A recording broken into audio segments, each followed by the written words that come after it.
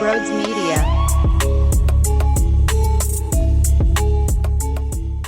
What is going on, everybody? Welcome on into Sports Talk with Broads. We heard from the head coach this afternoon, and yes, we heard from the number one wide receiver as well. It's about time. And it seems like Eagles fans all over social media are loving everything that A.J. Brown said. I feel the opposite. I think between him and Nick Sirianni, today was an utter disaster. And I'll tell you why, okay? Now, I don't think A.J. Brown is a bad person.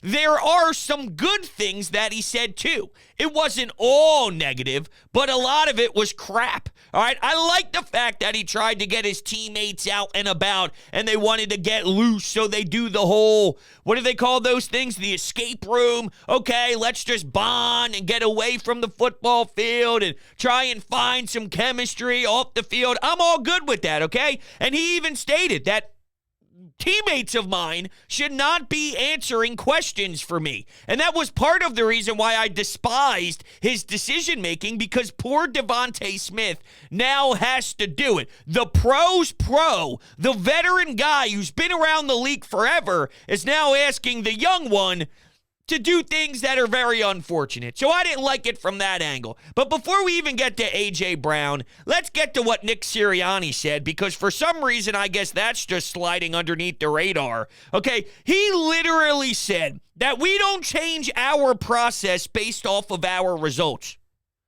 What? What? You better.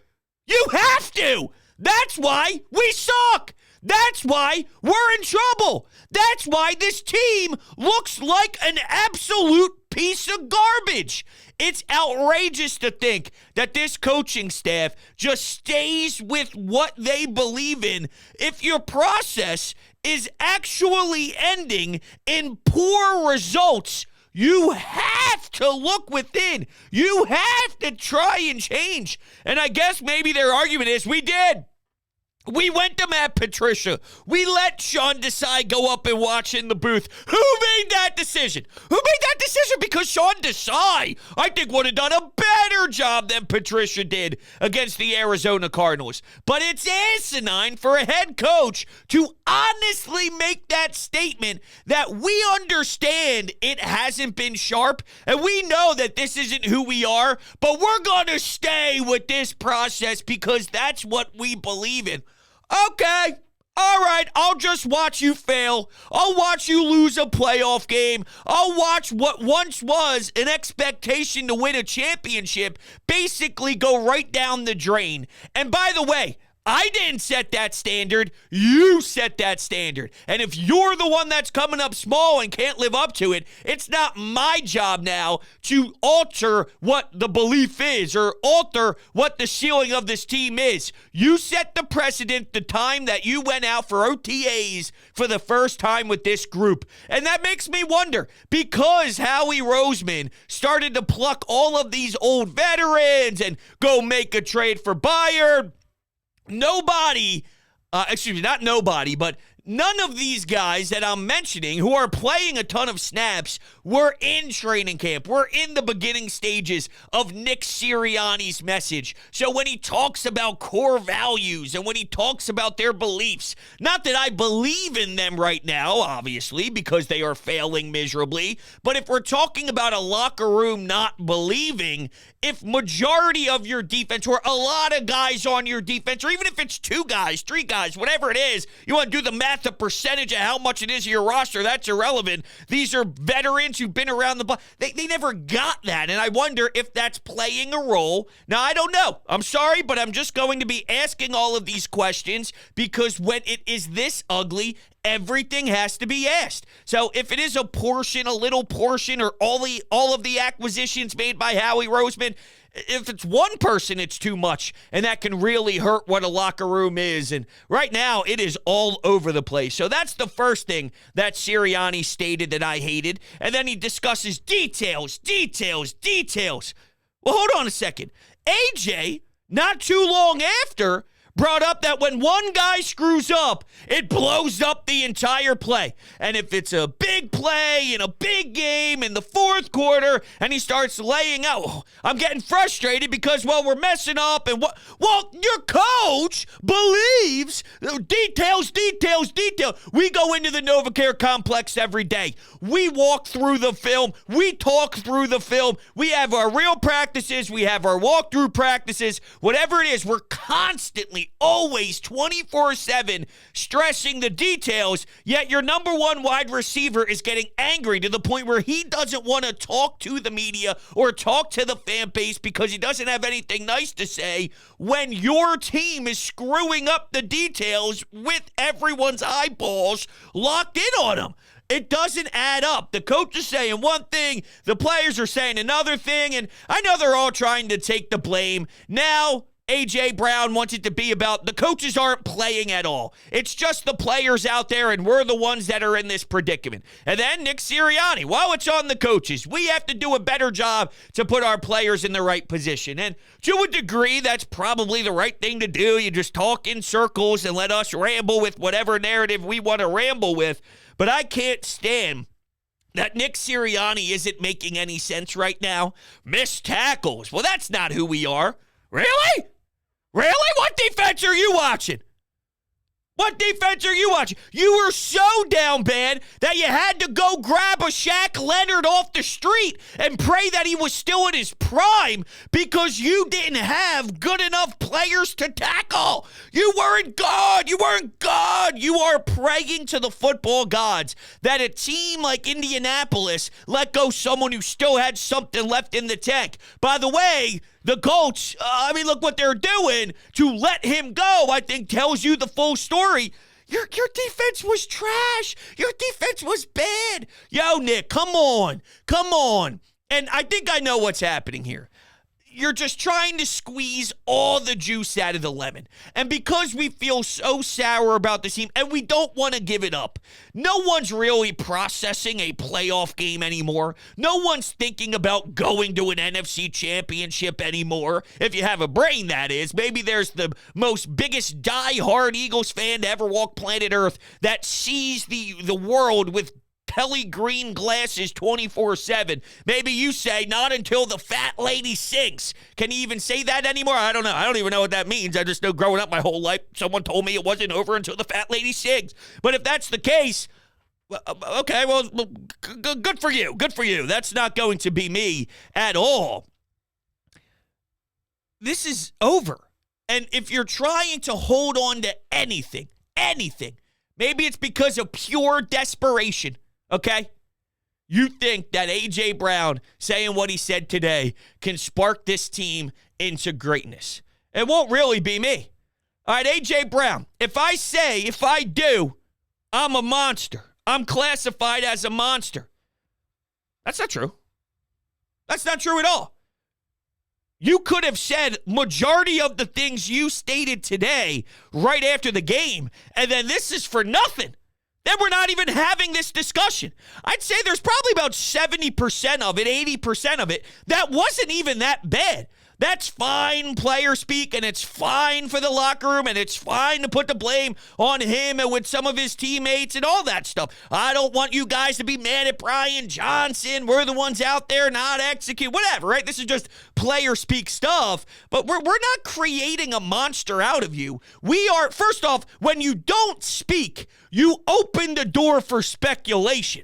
So that's part of the reason why you do it. And this isn't a me versus the media thing, right? It's A.J. Brown versus the media. And that's why a lot of fans pile on the A.J. thing. Oh, the media's driving a narrative. The media's doing this. The media's doing that. When you don't speak, you leave it open to interpretation, and you have an obligation with your NFL contract to lay out a message to the world, whether you want it to be angled towards the fans, whether you want to be angled towards media members. There's a lot of different media out there. There's columnists whose their job is to kind of have an opinionated story, an opinionated writing piece, like Marcus Hayes, like Mike Sealski. Then there's a John Clark. And then there are beat reporters like Dave Zangaro and Ruben Frank of NBC Sports Philadelphia. Then you have guys like Zach Berman and Bo Wolf. Every single media member has a different purpose, has a different job. Sports talk radio, yes, that is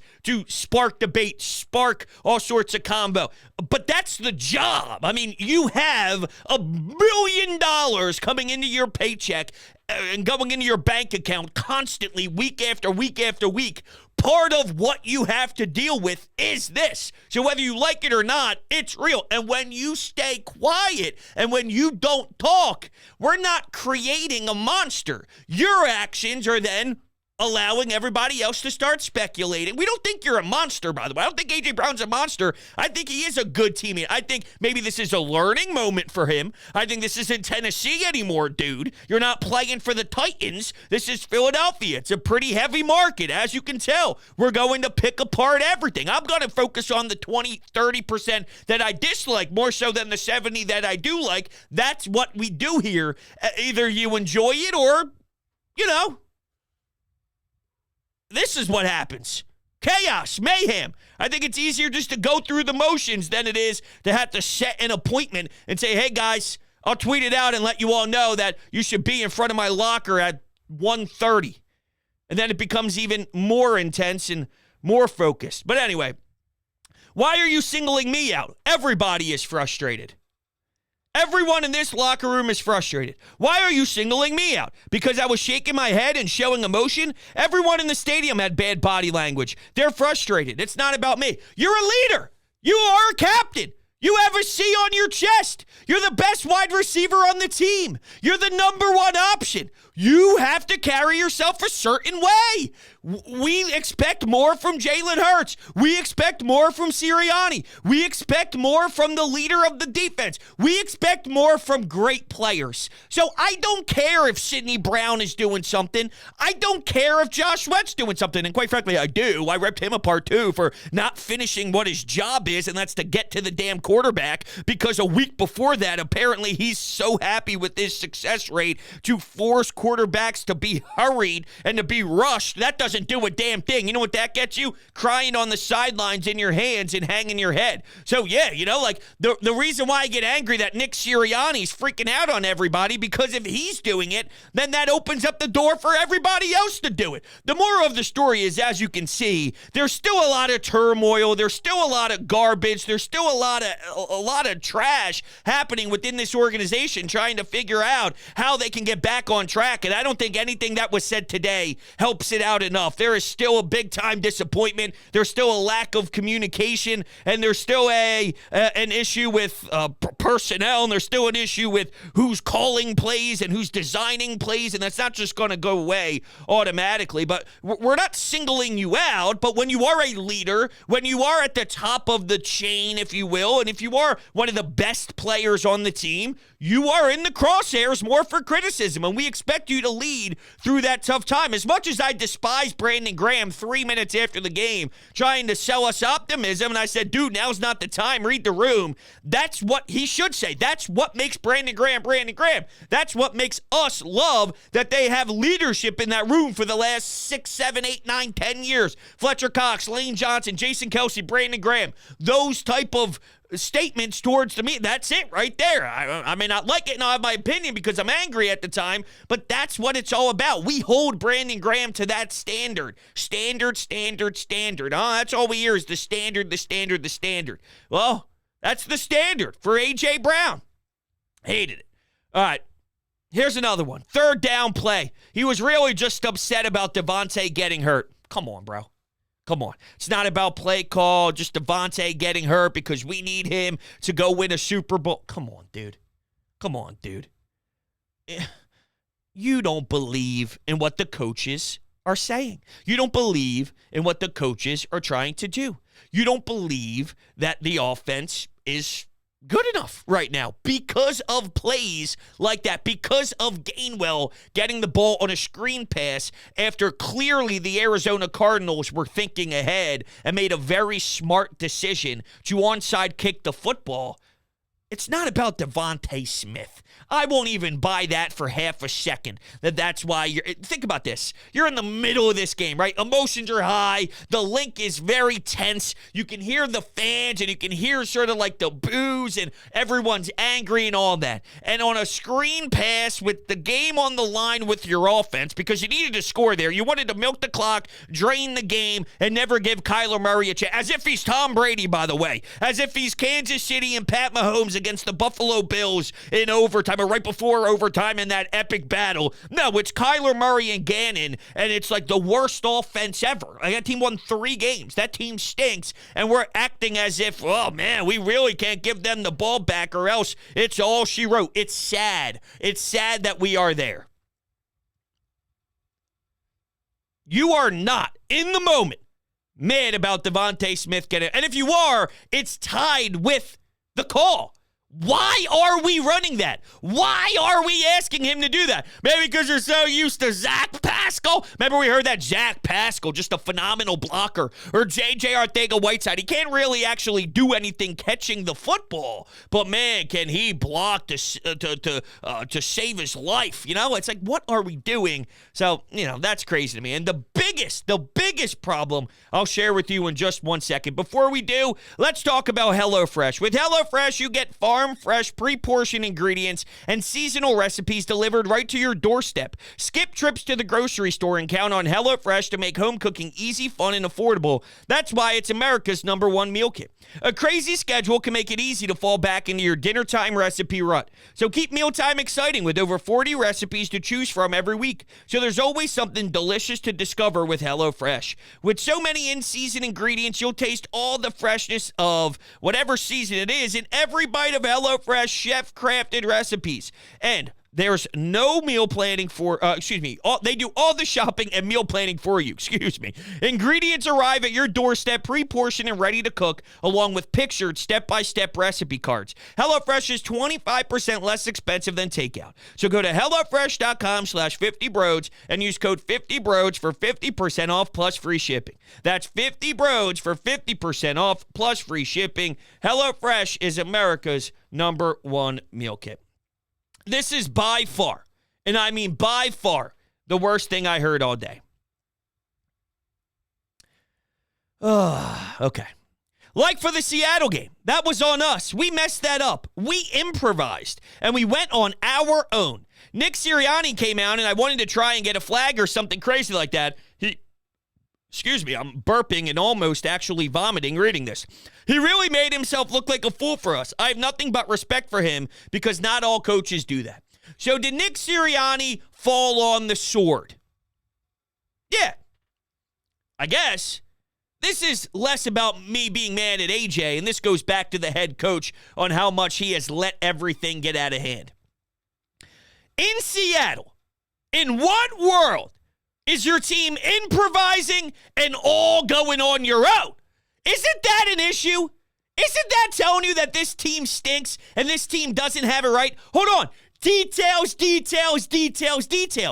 Sirianni, details. Yet the team is improvising, going off whatever the original plan is. Now, is that because the original plan nobody believes in? Is that because the original plan was so wonky? Maybe it was relayed late. Maybe they don't know the personnel that should be on the field, and now that's causing them, instead of maybe a timeout being used, because, wow, what would that say about the in-game management? Now we're really trying to figure this thing out on the fly, and now that results in an interception, or that results in a poor play, whatever. That's terrible. That is so bad, and it defines why we are in this predicament. They are not detailed enough, and that is a concern considering one of the core values with this team is they like to really emphasize the things you have to do on a day-by-day basis, on a snap-by-snap basis, on a play-by-play basis to be successful. Yet with the game on the line, while I acknowledge AJ's trying to have his coaches back, and it is a good thing in theory, I think it really just tells a bigger story. Not really a problem on that front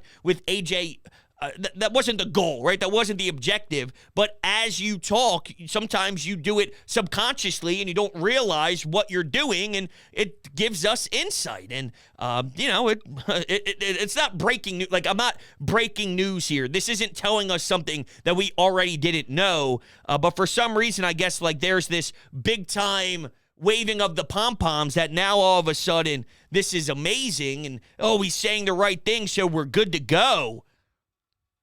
It's week 17 of the NFL. There's 1 week left, right? It's week 18, the final week of the season. You're playing the New York Giants. You had a chance against Arizona to maybe lock up the division, to get a 2 seed in the NFC, and now we're talking about going on the road for a playoff game. We're talking about being a number 5 seed. We have collapsed insanely, and a 10-1 record has now completely dropped to 11 wins because you barely squeezed by the New York Giants. You could say anything you want right now, but not for one damn second am I going to believe it just because of words. And even a win against the New York Giants won't change the narrative, because what's been happening is happening long enough at this rate, and until you do it against a willing opponent, until you do it in a big game, and the next time you get that opportunity, excuse me, I'm all over the place here, and then until you get that opportunity, whatever, they are what they are. They're a team that's not good enough, and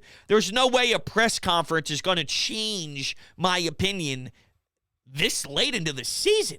You're grasping at straws because you want it to be different. You want it to be what we thought it was, and it's not, and AJ played a part of that. He said some good things. I don't think he's a bad teammate. I don't like the way he acted. I don't like the way he handled things.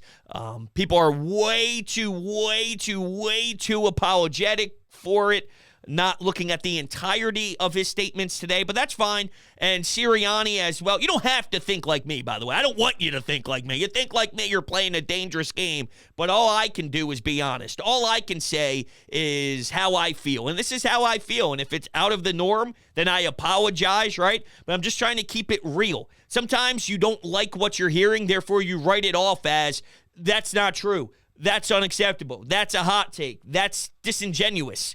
It's not the case here. I'm watching a football team, and what I'm describing is exactly what's going on the field. My feelings are based off of every lack of detail that happens for 4 quarters against an Arizona Cardinals team, okay? Against the Seattle Seahawks team, against San Fran, Dallas, you name it. The list goes on and on. These last 5 weeks or so have been tragic, and that's where I'm basing my opinion off of. You might not like some of my thoughts on what they're saying at this rate, because they're trying their best to say the right things, but trying your best. You're a pro athlete. It's professional sports. It's the NFL.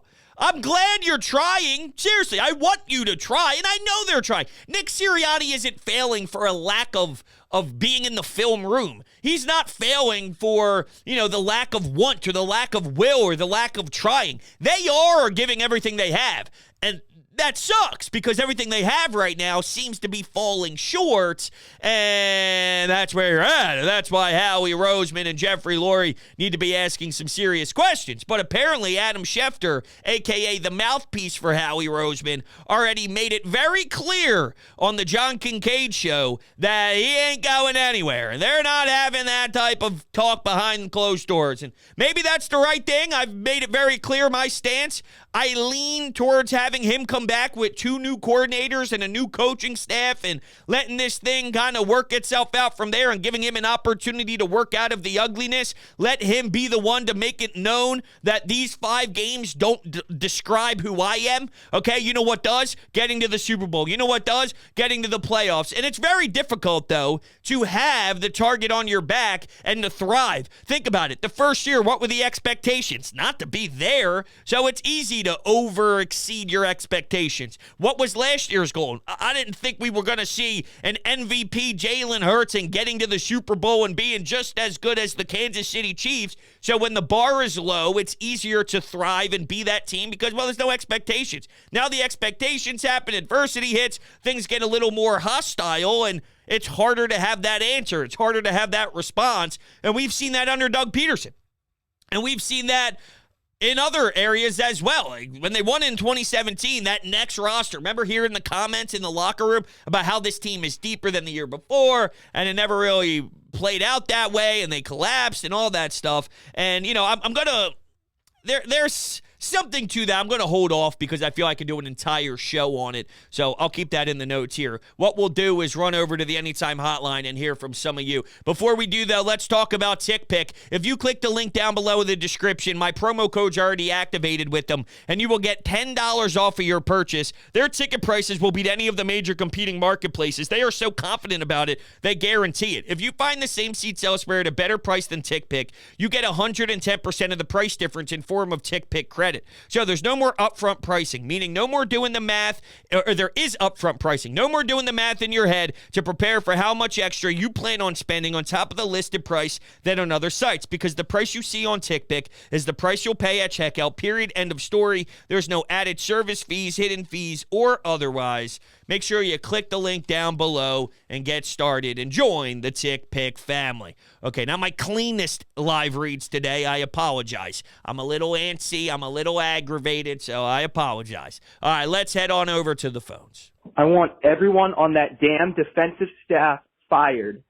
Not a single one, not a single punt today. The pick six was great, but it didn't do shit. It didn't do a single thing. The defense was terrible. The offense was also bad, but not as bad. And you know who else needs to be held accountable? Nick Sirianni. What the hell does this guy even do? Absolutely nothing. But first things first, get Matt Patricia out of here. He's a butt for brains. Fuck the Eagles. Go Sixers. Oh, wow. We live in a world now where it's F the birds, and we're putting all the hope in the 76ers. What planet am I on? What year is this? And while I'm loving me some Joel Embiid, those are some strong comments to make. And I guess if we're just playing the vibe card, you have to feel better about Nick Nurse, Joel, and Tyrese Maxey, and Marcus Morris, and Kelly Oubre, and that crew compared to this slop, no doubt. Yeah, Matt Patricia somehow was worse. All right, remember, it can't get any worse. There's no way it could be worse than Sean Desai. Oh, maybe it is. Maybe we're in a world where it is.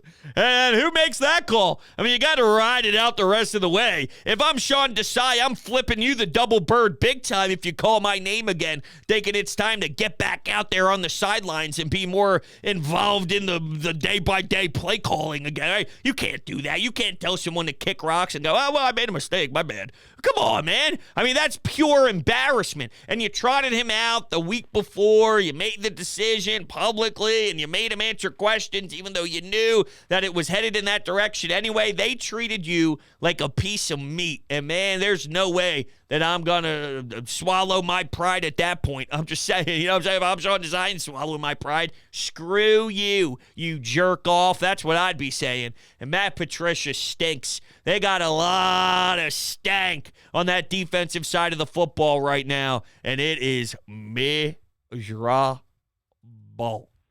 I watched the Eagles from the moment that they started to collapse in San Francisco up till now. The players look defeated. The coaches look lost. Nobody knows what they're trying to do at this point. They have no identity, even though the identity is right in front of them. They just look defeated. They look soft, and it's just sickening to me as an Eagles fan.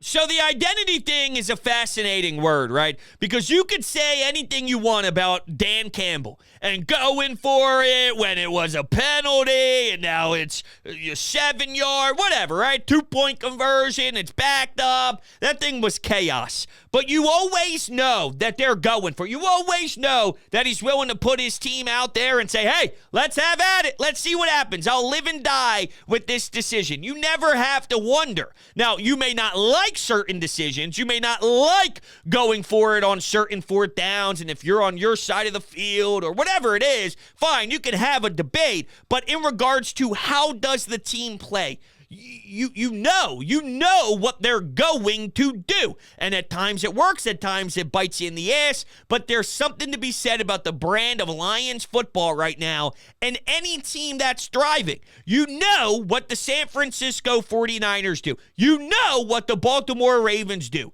You know what the Dallas Cowboys try and do. Ultimately, they fail at the very, very end, but I think you can get an idea. I can give you more of an idea on what the Dallas Cowboys are compared to the Eagles. There's one thing that describes the Philadelphia Eagles in a positive way. That's a 1-yard play.